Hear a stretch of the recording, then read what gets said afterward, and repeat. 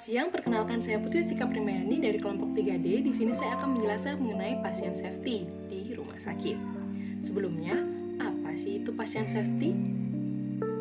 Pasien safety adalah suatu sistem di mana rumah sakit membuat asuhan pasien lebih aman. Hal ini termasuk dalam asesmen resiko, identifikasi dan pengelolaan hal yang berhubungan dengan resiko pasien, pelaporan dan analisis insiden, kemampuan belajar dari insiden dan tindak lanjutnya, serta implementasi solusi untuk meminimalkan timbulnya resiko.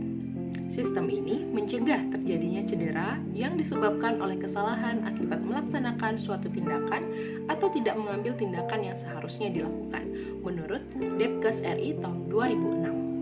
Pada pasien safety atau keselamatan pasien terdapat 6 sasaran yang diatur dalam Permenkes tahun 1691 Menkes /8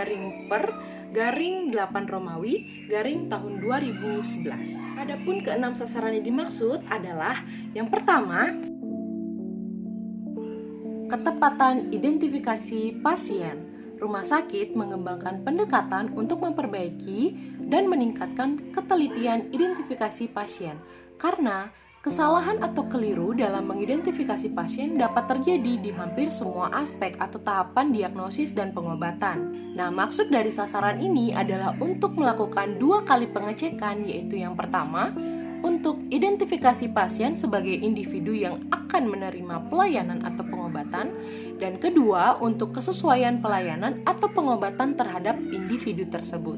Kebijakan atau prosedur memerlukan setidaknya 2 cara untuk mengidentifikasi seorang pasien yang dapat dipilih dari beberapa poin ini. Yang pertama adalah nama pasien, kedua nomor rekam medis, ketiga tanggal lahir, keempat gelang identitas pasien dengan barcode, dan lain-lain. Sasaran yang kedua adalah peningkatan komunikasi efektif. Rumah sakit mengembangkan pendekatan untuk meningkatkan efektivitas komunikasi antar para pemberi layanan. Komunikasi efektif yang tepat waktu, akurat, lengkap, jelas, dan mudah dipahami oleh pasien akan mengurangi kesalahan dan menghasilkan peningkatan keselamatan pasien. Komunikasi dapat berbentuk elektronik, lisan, atau tertulis. Komunikasi yang mudah terjadi kesalahan kebanyakan terjadi pada saat perintah diberikan secara lisan atau melalui telepon. Komunikasi yang mudah terjadi kesalahan yang lain adalah pelaporan kembali hasil pemeriksaan kritis, seperti melaporkan hasil laboratorium klinik (CITO) melalui telepon ke unit pelayanan.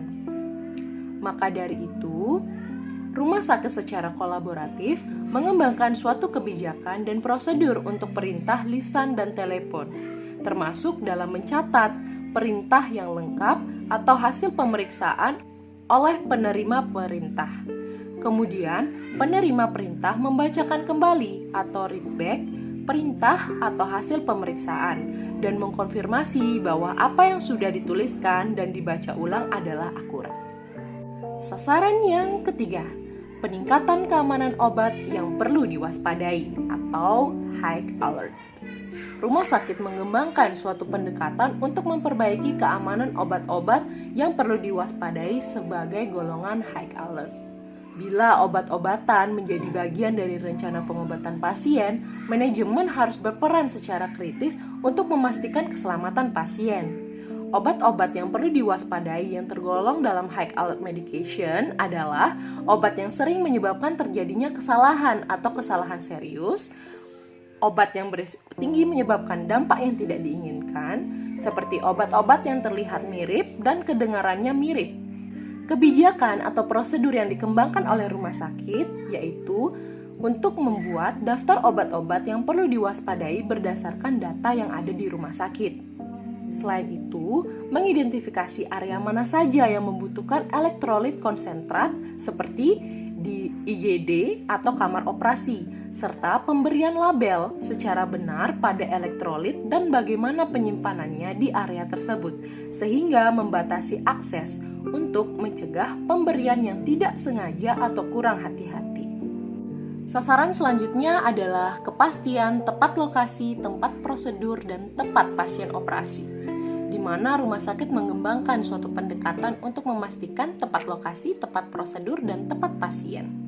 Penandaan lokasi operasi perlu melibatkan pasien dan dilakukan atas satu pada tanda yang dapat dikenali. Tanda itu harus digunakan secara konsisten di rumah sakit dan harus dibuat oleh operator atau orang yang akan melakukan tindakan operasi dan dilaksanakan pada saat pasien terjaga dan sadar jika memungkinkan, dan harus terlihat sampai saat akan disayat. Sasaran yang kelima adalah pengurangan risiko infeksi. Rumah sakit mengembangkan suatu pendekatan untuk mengurangi risiko infeksi yang terkait pelayanan kesehatan.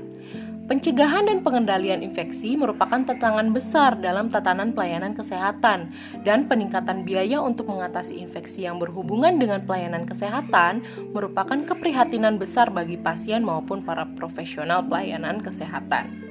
Pusat dari eliminasi infeksi maupun infeksi-infeksi lain adalah cuci tangan atau hand hygiene yang tepat. Sasaran yang keenam adalah pengurangan risiko pasien jatuh. Jumlah kasus jatuh cukup bermakna sebagai penyebab cedera bagi pasien rawat inap. Dalam konteks populasi atau masyarakat yang dilayani, pelayanan yang disediakan dan fasilitasnya, rumah sakit perlu mengevaluasi resiko pasien jatuh dan mengambil tindakan untuk mengurangi resiko cedera bila sampai jatuh. Evaluasi bisa termasuk dalam riwayat jatuh, obat dan telaah terhadap konsumsi alkohol, gaya jalan, dan keseimbangan, serta alat bantu berjalan yang digunakan oleh pasien. Mengevaluasi resiko jatuh pada pasien yang baru masuk ke rumah sakit dapat dilakukan dengan melihat hasil skor dari dua kuesioner ini.